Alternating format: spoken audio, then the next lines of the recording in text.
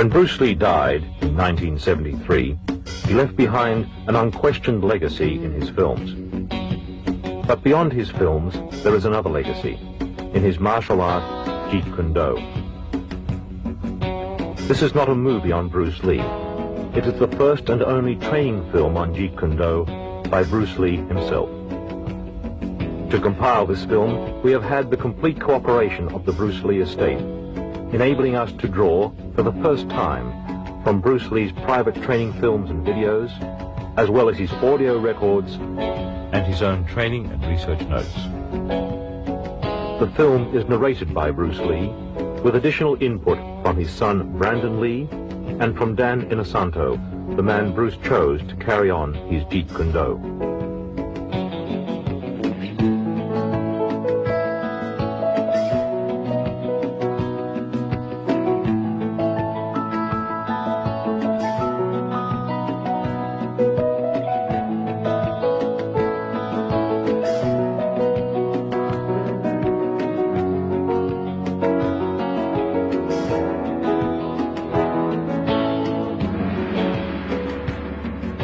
My last name is Lee, Bruce Lee. I was born in San Francisco in 1940. My martial art is in Cantonese Jeet Kune Do, the way of the intercepting fist. In case you have missed the recent news, Jeet Kune Do, of which I am the founder, has been elected and accepted into the Black Belt Hall of Fame in America. This marks the first time a recently developed form of martial art is nationally accepted. No, Jeet Kune Do is not thousands or even hundreds of years old. It started in around 1965 by a dedicated and intensified man called Bruce Lee, and my martial art is something that no serious martial artist can ignore. I met Bruce Lee in 1964 through Ed Parker, who was my Kempo karate instructor at that time. And it was the first year of the first international karate championships held in Long Beach. When Bruce arrived in the United States, he had the training in Wu-style Tai Chi, sometimes in Hong Kong they call it Unga. And he had the course training in Western boxing. He had training in fencing from his brother. That's Epee, that goes from toe to head. He had training obviously in Wing Chun, and the other area was the training he had received in they call it Bug Pai, or it's Tam Toi. He knew 12 sets in Tam Toi. And then believe he traded with a Choi Lee Fat man. So those were the arts that Bruce brought into the United States. In the beginning, he used the Wing Chun as the base system, or the first system. But as time went on, he went away from that, started to extract different things from different systems and put it to his personal use. That's why we say absorb what is useful and reject what is useless for you. That's the concept. Okay? He says using no way as a way. In other words, it's not a Japanese way, it's not a Chinese way, it's not a Korean way, it's not an Okinawan way, it's not a Filipino way, it's not an Indonesian way. He's saying using no way as the way. You are the way. Okay? Then he's saying using no limitation as a limitation. That's the concept in Jeet Kune Do. That means I don't limit myself to a Filipino style or an Indonesian style or a Malaysian style. I use what is useful for me, because at certain times a certain art may be useful under a certain environment. Kung Fu is originated in China. It is the ancestor of karate and jiu-jitsu. It's more of a complete system, and it's more fluid. Kung Fu can be practiced alone or with a partner. Practicing alone, they involve form. Some imitate a crane, a monkey, a praying mantis. Martial art include all the combative arts like karate or karate, judo, Chinese kung fu or Chinese boxing, whatever you call it. All those. You see, like Aikido, Korean, I can go on and on and on. But it's a combative form of fighting. I mean, it's not, some of them became sport, but some of them are still not. I mean, they use, for instance, kicking to the groin, jabbing fingers at the eyes, and things like that. He mixed his trapping into grappling. He had 32 different sequences, as you could see in The Game of Death and the Way of the Dragon. Those two films, he was getting the grappling, the face locks, the head locks. Originally, Bruce taught us various different trapping methods. For instance, if the punch was to come and we were to trap it, we would come back here and we would lock up. This would be the lock-up positions that we would use. To me, okay, to me, ultimately, martial art means honestly expressing yourself. Now, it is very difficult to do. I mean, it is easy for me to put on a show and be cocky, and be flooded with a cocky feeling and then feel like pretty cool and all that. Or I can look all kinds of phony things, you see what I mean, blinded by it. Or I can show you some really fancy movement. But to express oneself honestly, not lying to oneself, and to express myself honestly, now that, my friend, is very hard to do.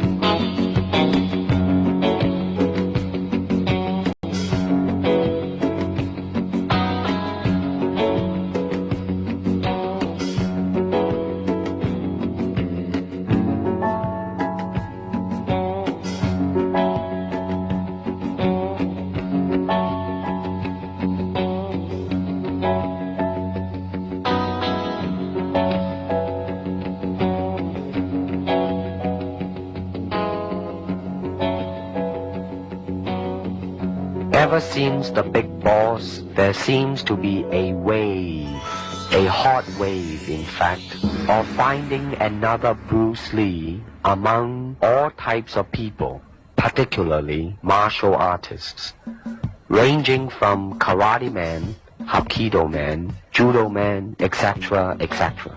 Forgetting about whether or not they possess the ability to act, just so as they can halfway decent to kick or punch, and hopefully knowing a few tricks or gimmicks, the producers will make them a star. Now let's stop about here. Is it that simple to become a star? Well, I can assure you it's not that simple. Also, I can tell you that as more Bruce Lee's films are shown, the audience will soon realize not only in acting ability, but in physical skill as well, they will see the difference. For example, in The Way of the Dragon, my skill is matched with an American champion, Chuck Norris, who happens to be a 7-time winner of both the All-American Open and World Karate Championship as well. Then there is Bob Wall, the 1970 heavyweight karate champion, plus Wang Yanjik, the 7th degree Hapkido expert, which some audience have seen him in the film called Hapkido. Of course, it is only movie making, people will say, but I'm sure that the audience are not so insensitive as to not be able to see and judge by themselves and compare these men's speed, power, rhythm, coordination, versatilities, etc., etc. I started training with my dad really as soon as I could walk. I mean, my dad was a really diligent trainer. He always had people over at the house practicing. My dad had a circle of students that were close to him, and so they were friends of our family. And one of those men, Danny Inosanto, continued to be my teacher, so it's kind of a nice unbroken line. I have his books at home with all of his underlining and his notes in them, and it's fascinating to see where he drew his sources from, from what sources he drew. He's got books on Western fencing at home that he would use, on boxing. I remember he always used to say that you want to try and absorb what is useful, discard what is useless, and add what is essentially your own, and that was kind of his credo in creating Jeet Kune Do. When people ask me the question in interviews generally what my style is, I usually say, well, my father created the art of Jeet Kune Do while he was alive, and I have been trained in that. because it's simple to say that. However, I actually truly feel that it's a little bit too simple to say that, because Jeet Kune Do was my father's very personal expression of the martial arts. He intended to kill a lot of sacred cows. So I always feel a little bit silly saying that I practice Jeet Kune Do, although I certainly have been trained in it. Yeah. It would be more accurate to say that I practice my own interpretation of Jeet Kune Do, just as, frankly, everyone who practices Jeet Kune Do does, because that's what it was intended to be. Danny, my Sifu, always talks about teaching Jeet Kune Do concepts. In other words, teaching someone the concepts, a certain way of thinking behind the martial arts, as opposed to teaching them techniques. To me, that kind of illustrates the difference between giving someone a fish and teaching them how to fish. You know that old story, right? You can teach someone a certain block, and then they have that block. Or you can teach someone the concept that lies behind such a block, and then you have given them an entire area of thinking that they can grow and evolve in themselves. They can say, gee, so if that's the concept, then you could probably also do this, right? Yeah. And that's, I think, a lot of what lies behind Jeet Kune Do, and that is then dedicated to creating a really creative, free-form martial artist. You see, actually, I do not teach, karate, because I do not believe in styles anymore. I mean, I do not believe that there is such thing as like Chinese way of fighting or the Japanese way of fighting or whatever way of fighting, because unless human beings have 3 arms and 4 legs, we will have a different form of fighting. But basically, we have only 2 hands and 2 feet. Unless we have other group of beings on Earth that are structurally different from us, then there might be a different style of fighting. Now, why is that? Because we have 2 hands and 2 legs now. The important thing is, how can we use it to the maximum? In terms of path, well, straight line, curved line, round line, they might be slow, but depending on the circumstances, sometimes that might not be slow. And in terms of legs, you can kick up straight, same thing, right? Now, and after all that, then you ask yourself, how can you honestly express yourself at that moment? And being yourself, when you punch, you really want to punch. Not you want to punch because trying to avoid not getting hit, but to really be in with it and express yourself. Now that is to me the most important thing, and that is, how can I, in the process of learning how to use my body, to understand myself? Now, the unfortunate thing is, now there's boxing, which uses hands, judo, which is throwing. Now, I'm not putting them down, mind you, but I'm saying one thing that is a bad thing, and that is, because of style, people are separated. They are not united together, because styles became law, man. But the original founder of the style started out with hypotheses. But now it has become the gospel truth. And people that go into it, man, became the product of that. It doesn't matter how you are, who you are, how you are structured, how you are built, how you are made. It doesn't matter. You just go in there and be that product. And that, to me, is not right. So styles tends to not only separate men, because they have their own doctrines, and then the doctrine became the gospel truth, that you cannot change, But if you do not have styles, if you just say, well, here I am, as a human being, how can I express myself? Totally and completely. Now, that way, you won't create a style, because style is a crystallization, that way, it's a process of continuing growth. First, we use the feet. And then we use the elbow. In fighting, There is a finger jab, there is a punch, there is a back fist, and the thigh kick. It depends on where you hit and what weapon you will be using. I can use my longest weapon, my thigh kick, against the nearest target, your kneecap. This can be compared to your left jab in boxing, except it's much more damaging. You name it, man. We use it all. You have to, you see, because, I mean, that is the expression of the human body. I mean, everything. I mean, you know, not just a hand. And when you're talking about combat, well, I mean, if it is a sport, now you're talking about something else. You have regulations, you have rules. But when you're talking about fighting as it is, with no rules, real fighting, well, then, baby, you better train every part of your body. A good martial artist is like water. Why? Because water is insubstantial. By that I mean you cannot grasp hold of it. You cannot punch it and hurt it. So be soft like water and flexible. Be formless, shapeless, like water. Now you put water into a cup, it becomes the cup. You put water into a bottle, it becomes the bottle. You put it in a teapot, it becomes the teapot.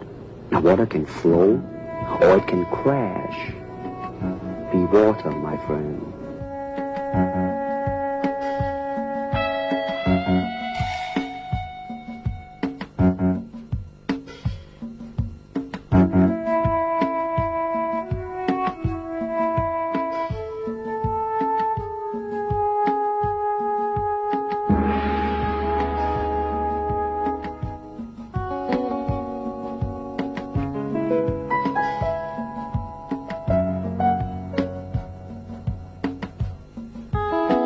How can I maintain lightning speed without sacrificing tremendous punching power? I believe I found the cause of my ignorance. You'll see a Jeet Kune Do punch is very scientific and practical, especially in street situations. Okay, I'm going to start off with the basics. Normally we would taught in the right lead, but I like to go with the left and right lead, so I'm going to demonstrate in the right lead. Okay. Now when the punch comes, you parry it across like this, and as you do so, you strike. Okay, slow motion. 1, see, 2. You can do it together, or you can do it separate. You could catch and then go, or parry and then go, or do it together. When you do it together, you're going to hit it. I'm going to give you the side view over here. Slow motion. 1. That's slipping on the outside, slipping on the outside. We do a lot of drills, as I said, we incorporate from many different systems. Okay, so the first basic is to slip and hit. Again, a slow motion, slip and hit, okay? Slip and hit, slip and hit. Now, as they punch, I'm going to slip inside and hit. Slow motion, slip, inside and hit, slip, inside and hit. Now you can do it together, or you can parry slightly ahead of your cross that comes this way, or you slip and hit on the opposite side like that. Okay? Okay, that's your basics. Okay. Let me illustrate this slowly. As the focus glove comes out from your trainer, I want you to slip, cross, hook, cross. Slow again. Parry, cross, hook, cross. These are the basic drills that we were taught to follow up. But they can be found in Western boxing. They can be found in Filipino boxing. This one here, when you slip, you cross, you hook, you cross. However, you can slip first, and then hook, then cross, then hook. Again, slip, hook, cross, hook. We can also, when they jab, parry this hand, cross it here. When they move back, you cross, you hook, you cross. Again, slip, cross, cross, hook, cross. Again, slip, cross, hook, cross. Last time. Slip, okay, cross, hook, cross. Okay, that's your basics. That was just an arm movement. Watch now. You see, there was only arm and shoulder. Shoulder was kind of tense too. No, definitely, it's a tense too. Later on, you will, you know, check the different. Now, the feet was involved a little bit just now. It was fine. Shoulders too tight. Notice that in the beginning, when I say that you just involve only arm and shoulder. Now, your hand, the last time when I saw you was very, very good and fast. Now let's see if this can do. Now that, let me see another one. You gotta involve your feet a little bit more. You see? Hand and feet. Got a hand and feet. Go pretty good. Now watch, I think that when I attack you in a reactionary type of a thing that tightening on the shoulder, now watch now, you, now, watch when I try to attack you, I think when you react to it, you know, then you just do not tense yourself too much, you know, you just then react and just boom, go into it.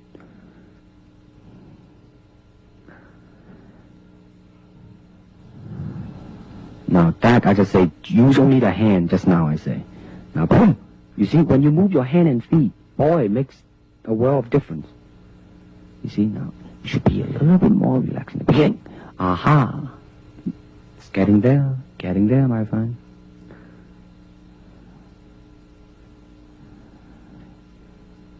What's that?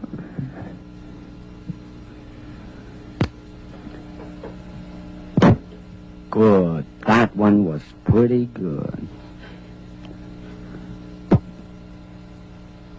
Pretty good. No, that was a little bit too tight. Now watch this one. Good. Now that could be used in film. Here we go. Okay, let's say that this person is standing here. At this point, for purpose of illustration, I might use what they call the sachet, okay, that they use in Savate, which is like that, see? When I come in, I can go into Wing Chun. At that point, I might flow into Western boxing, okay? At another point, I might go into a lock similar that you might use in Jiu-Jitsu, and for the purpose of camera, I'll take the person down like this and lock the person here, and maybe go into any system that employs this type of lock, whether it be Jiu-Jitsu or Aikido or Kali or Penjak Silat. Now you notice that we went from system to system without a flow. Okay? I might stay out here, use any particular kick, break into Wing Chun range, and right from here, use a Muay Thai elbow, all right? And for the purpose of camera, I'm going to go slow and come into various lock position over here. Okay? This is what we call the Jeet Kune Do blend. It is not a system where we go from discipline to discipline without a thought process. And this is very important in the concept of JKD. The karate punch is like an iron bar. Whack! A Jeet Kune Do punch is like an iron chain with an iron ball attached to the end, and it goes whang, and it hurts inside. Hayward Nishioka, the Japanese-American national judo champion, who is also a black belt holder in the Shotokan style of karate, ran a scientific test in a California university to find out the difference between a karate punch and a Jeet Kune Do punch. And the finding is that indeed the Jeet Kune Do punch is more powerful and destructive than the classical karate punch. And when you do punch, now I'm leaning forward a little bit, hoping not to hurt any camera angle. I mean, you gotta put the whole hip into it and snap it and get all your energy in there and make this into a weapon.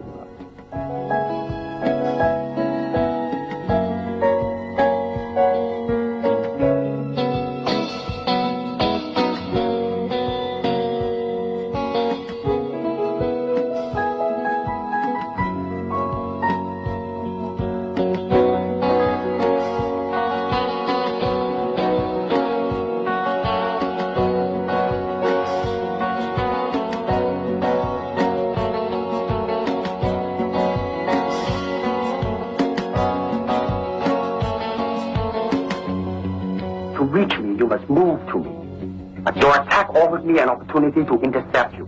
Don't charge him blindly. In combat, distance is a continually shifting relationship, depending on the speed, agility, and control of both fighters. It is a constant, rapid shifting of ground, seeking the slightest closing, which will greatly increase the chances of hitting the opponent. Okay, so I'm going to start off first with the footwork system, because this is the mobility system or the transportation system, or the system of delivery, okay? Traditionally, when he started off in 1964, when he taught me, we raised the left heel up, this thing is pointed in, and this is what he referred to as the Bai Zhang stance. like this, okay? So I'm going to start off first with the basic footwork. This is the step and slide shuffle, step and slide back. Okay, so this is the first two. Advance, retreat, move to the right, and move to the left. In the beginning of those earlier years, in 1964, they always went with the right lead. But as time went on, we decided to go both left and right lead. So we again practiced our footwork with advance, retreat, move to the left, move to the right. Then we advance and retreat in one motion, and we retreat and advance. Double advance, double retreat, double left, and double right. This should be also done on the right lead, as I'm doing here very slowly, okay, and switching over as so, okay. The basic footwork in which we use, okay. This method here, he taught us also, is slide step. And slide step advance. So you slide the step, then you take a step out. Slide, and then step, slide and step, slide and step. And left lead, it will look something like this. Slide and step back, slide and step back. Then you have something that looks like your step and slide shuffle, but it's not. That's what they call a push shuffle. You push off, and you push back. Rather than take a step here and slide, you push, and you push back. This is what we refer to as the push shuffle on the right lead. Then you'd learn it on the left lead. Push shuffle, push shuffle, push shuffle, push shuffle. Okay, after that he taught us the circle. The circle we learned the quarter turn, which means I'm going to turn as if your opponent is here, we move. As if your opponent turns that way, you move. Okay? Turns this way, we move. Turns this way, we move. Now your opponent's circling this way, so we move. So we learn to circle around like this. He circles this way, we move. Circles this way, we move. We do this again in the right lead also. Okay, so the man is circling this way, we move. Circles this way, we move. Circles this way, we move.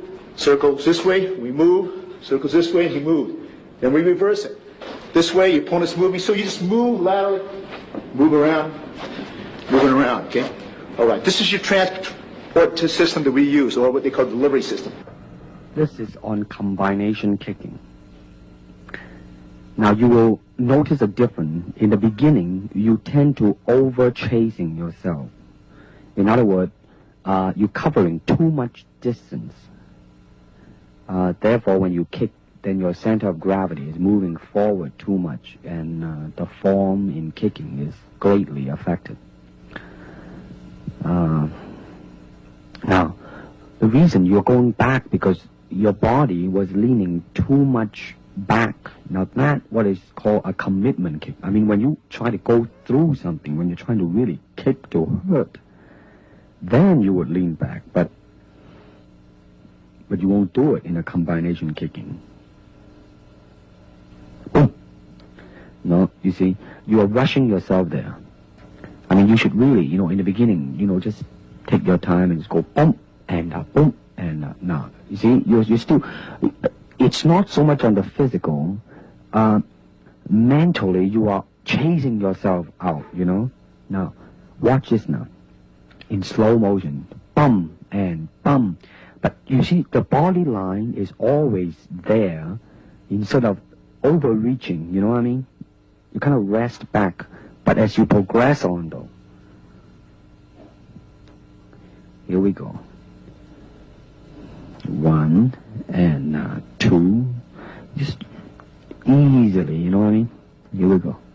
And 1, that's good. 2, and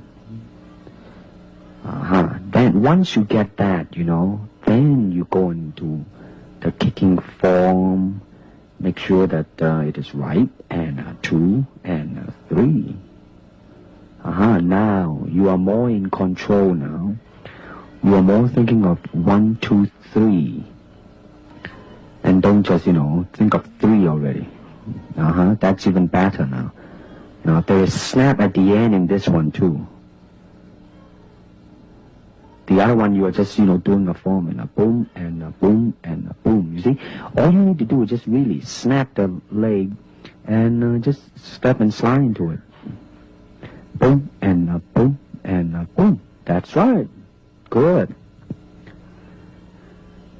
Now you're not over chasing yourself. Now you're pacing yourself right. Here we go. 1 and 2 and 3. Good.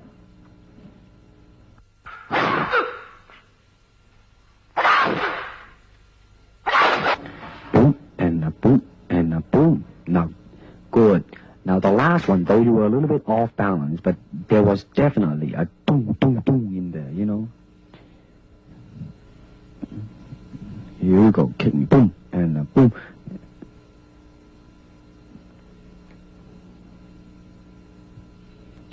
Here you go, boom, boom. You gotta bring the leg back quick, you see. You let it dangle out there too long. Gotta bring it back. You gotta bring it back. You gotta bring it back. And go boom, and boom.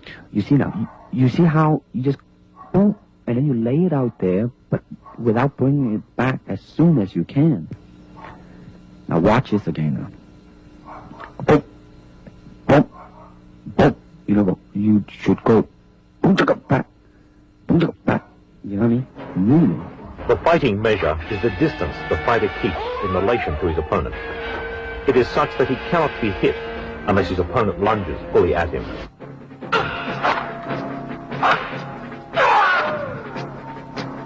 Martial art has a very, very deep meaning as far as my life is concerned, because as an actor, as a martial artist, as a human being, all these I have learned from martial art.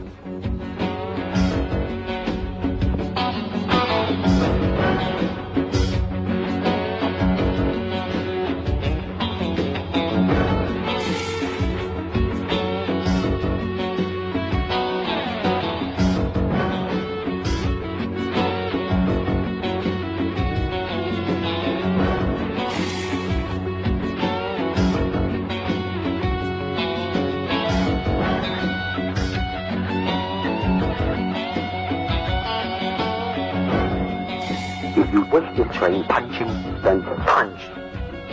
If you wish to train kicking, then kick.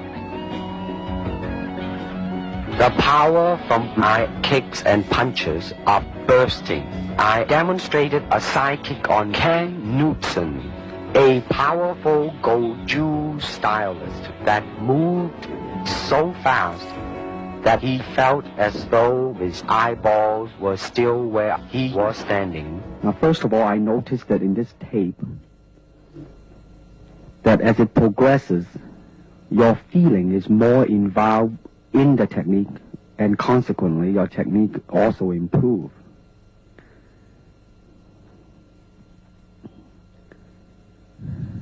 Now, the foot at the ending position in impact is kind of dangling a little bit. Watch it now. Right? I mean, it's not a definite, substantial, straight line directed at it and, you know, hit it square and then come back. Good. Now, that was a pretty good reaction.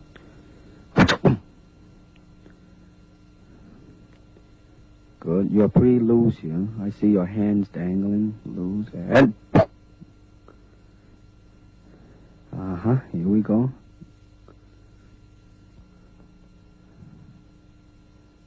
One more time.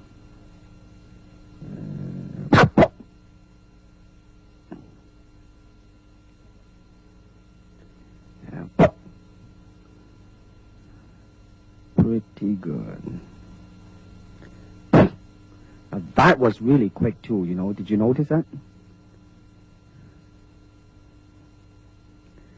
See, the thing to watch out really is the initial, a little bit yawning there. The thing to watch out is you have to, the initial part has to be fast. But also that when you finish the technique, you gotta bring it back fast too. So in other words, you gotta be fast from beginning to end.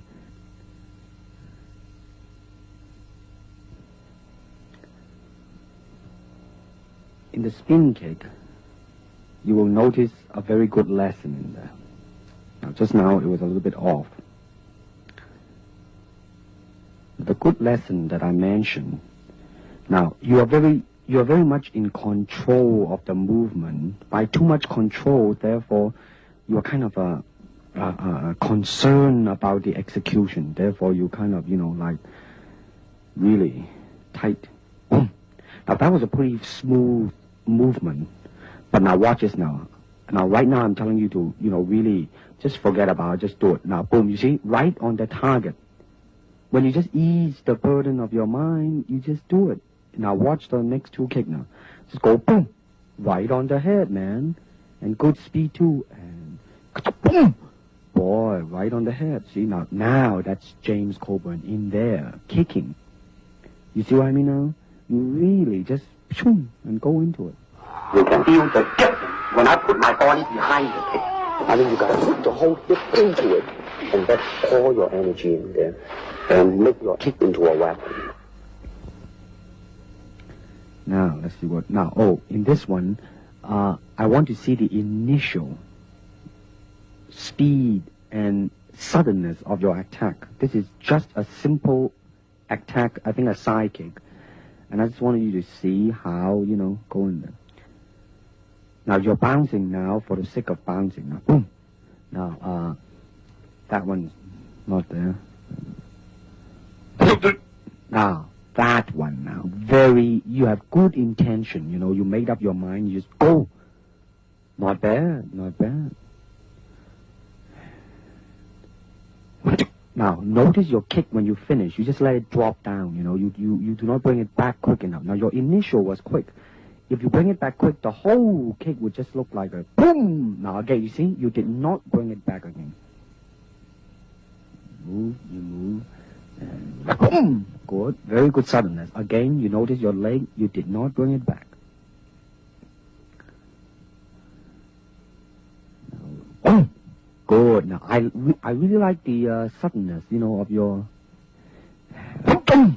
Maybe just a little step there, but it's... Listen, man, it passed. Boom! Now, you see, you're moving your leg, but your shoulder is a little bit... Now, that was pretty good. That was pretty good. Your shoulder may be a little bit tense. The upper body and the lower body has to be united. Now, you see now, I don't think we mentioned this because your leg was... You see, you let it stay and then back. Now, see, definitely, your initial move has, really improved. Really improved. Relax, and move. 1, 2, 3. Now, that was good. That was good.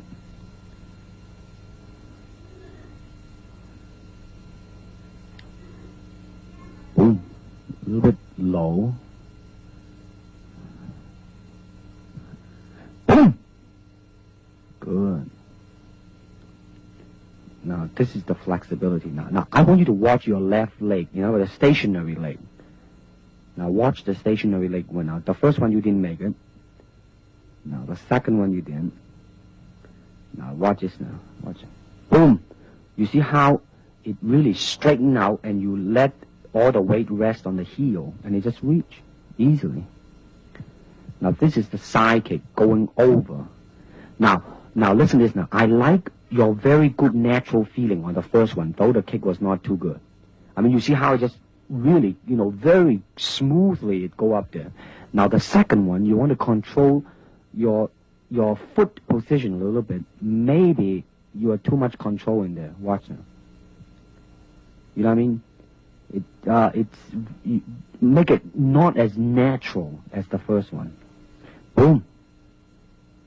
Mm-hmm.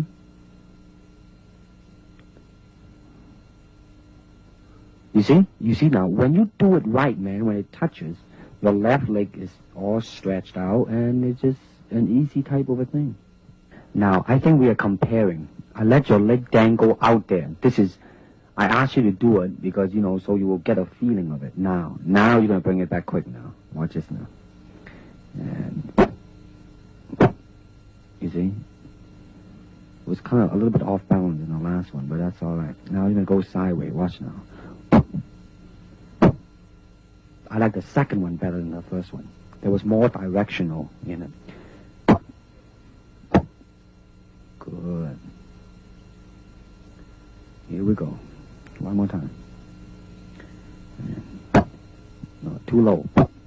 Second one's okay. See, it come back in one straight line. Here we go again. Now watch this illustration. You gotta exaggerate the bringing of the leg back, you see. Back. Okay, watch it again now. You see, exaggerate the pulling of the leg back. Make it look much more faster and more forceful.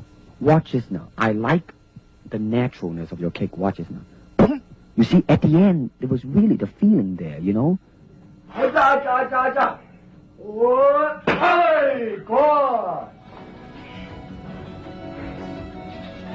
Get the back jumping up and down. Hey, good. Nice one.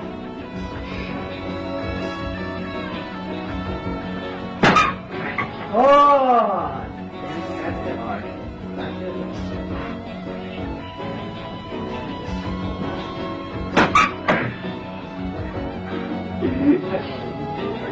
One more. Just move everything. Really good.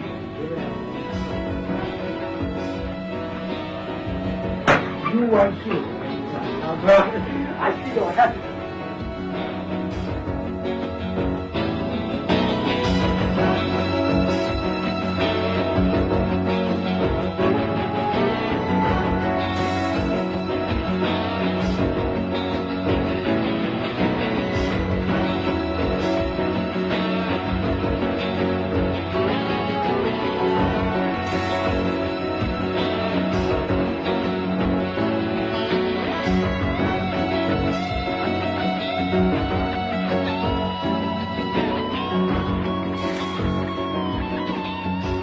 Physically, how can I be so well coordinated? That means you have to be an athlete. That means you got to have jogging and all this basic ingredient, right? Well, my dad made a point at the time that he was training that there were a lot of martial artists who weren't paying enough attention to their instrument, you know, and certainly the instrument of the body is what you're going to be using in your practice of the martial arts. So I think it's very important to keep up the tempo, so to speak. I'm interested in that point you reach where you actually fail from exhaustion at something, whether it's a weight training exercise or a cardiovascular exercise.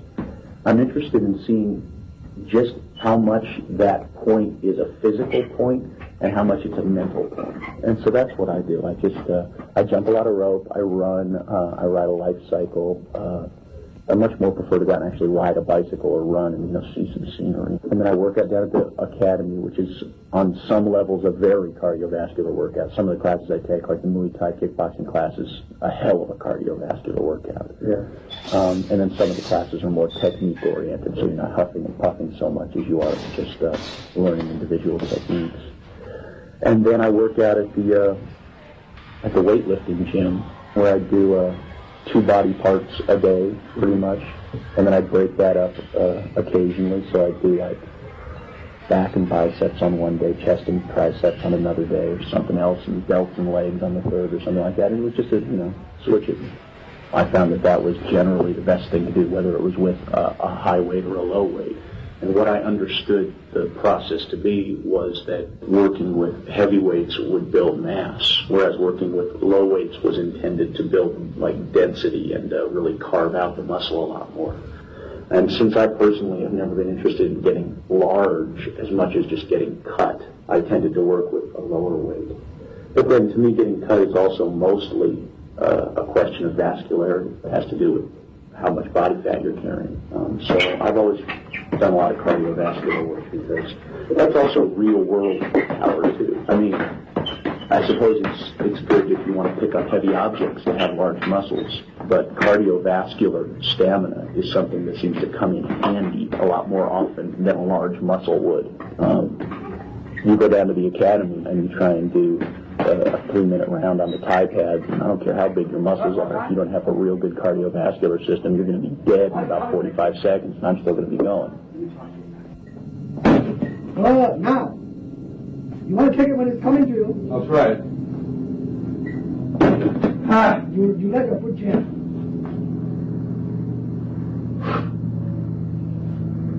Drive the sucker.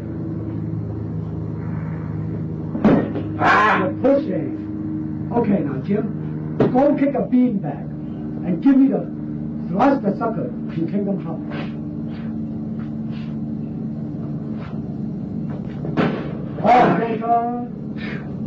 Now, Jim, bait the sucker. Now you are cutting your half now. That's okay. How's that? Beautiful. No, I mean I want you to be half. You're still kicking a little bit off to the side. Kick him directly now. Good. Now don't kick it again, but don't turn your body so much when you finish. Try to still face him when you finish. Good. Now kick the sucker when he comes back. Not yet, not yet. During this time period, we used to train because we didn't have any tie pads, so Sifu Bruce advocated the use of using the football forearm guard, and which we have. We don't use this anymore, but this was very prevalent during that time period. This here is the original punching shield, that his own personal punching shield, in fact. This was used as in the Way of the Dragon. If you notice this, he had one part. I had one arm, he had the other arm, and this was used in that picture, Way of the Dragon. This was used in Enter the Dragon. This was actually, its original use is actually used for baton training in Japan, and we just modified it, and we used a special helmet, a boxing headgear we had, and we used it, and this became part of our training, some of the training tools that we used when we used to spar. Literally, on television, they had to shoot it, they had to overcrank and shoot it in slow motion because otherwise it just looked like a special effect when he moved. I mean, the man was fast. He was deadly fast. I've really never encountered anyone in all of my training since who was as fast. You can certainly train for speed. I think that training for speed is, number one, it's a genetic factor. Yeah, certainly. There are some people who are just gifted. They are fast naturally. But I think training for speed, on the whole, is a question of muscle memory.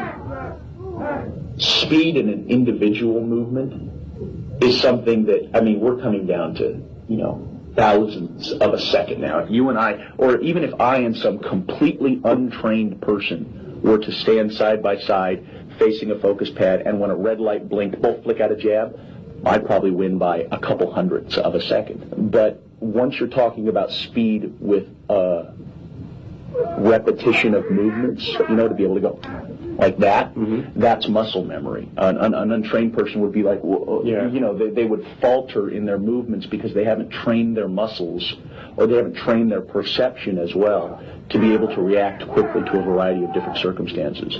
Martial art is a combative form of the art of expressing the human body. You have to train yourself into it. You better train every part of your body, keeping the continuity going, bending, stretching, everything. You just keep it moving. See, the idea is running water never grows stale. So you got to just keep on flowing.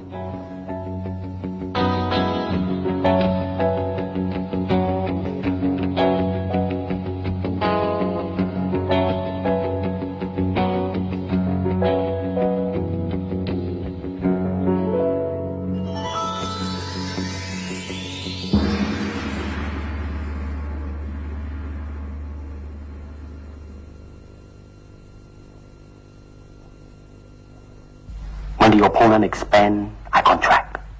And when he contracts, I expand. And when there is an opportunity, I do not hit. It hits all by itself. To me, at least the way that when I teach it, all type of knowledge ultimately means self-knowledge. So therefore, they are coming in and ask me to teach them not so much of how to defend themselves or how to do somebody in.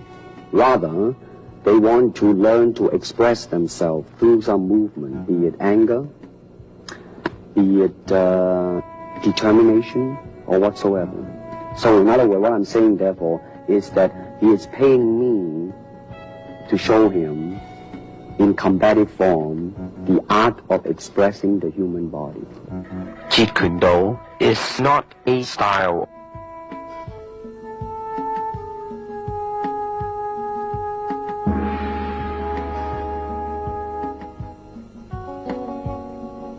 I cannot teach you only help you to explore yourself, nothing more. Here is the natural instinct, and here is control. You are to combine the two in harmony. Not if you have one to the extreme, you will be very unscientific. If you have another to the extreme, you become all of a sudden a mechanical man. Now, James Coburn is a peace-loving man. I mean, he's really, really nice. I mean, super mellow and all that. I mean, you know what I mean? Now, he appreciates the philosophical part of it. Therefore, his understanding of it is deeper than Steve. The martial arts, which are an integral part of my life, come entirely from my father. But the martial arts, I'm completely beholden to my dad for. I mean, he started me in the martial arts when I could walk. He trained me my entire life until he passed away. And then even when I continued my training, it was with one of his students. You know what I want to think of myself? As a human being. Because, I mean, I don't want to sound like, you know, as Confucius. Hey, but under the sky, under the heaven, man, there is but one family. It just so happened, man, that people are different. A good martial artist does not become tense, but ready. Not thinking, yet not dreaming. Ready for whatever may come. When you move down the road towards the mastery of the martial arts, and you're constantly moving down that road, you end up coming up against these barriers inside yourself that will attempt to stop you from continuing to pursue the mastery of the martial arts. And these barriers are such things as when you come up against your own limitations, when you come up against the limitations of your will, your ability, your natural ability, your courage, how you deal with success and failure as well, for that matter. And as you overcome each one of these barriers, you end up learning something about yourself. And sometimes the things you learn about yourself can, to the individual, seem to convey a certain spiritual sense along with them. I don't believe in systems, nor in methods. And without system, without method, what's to teach? I found the cause of my ignorance.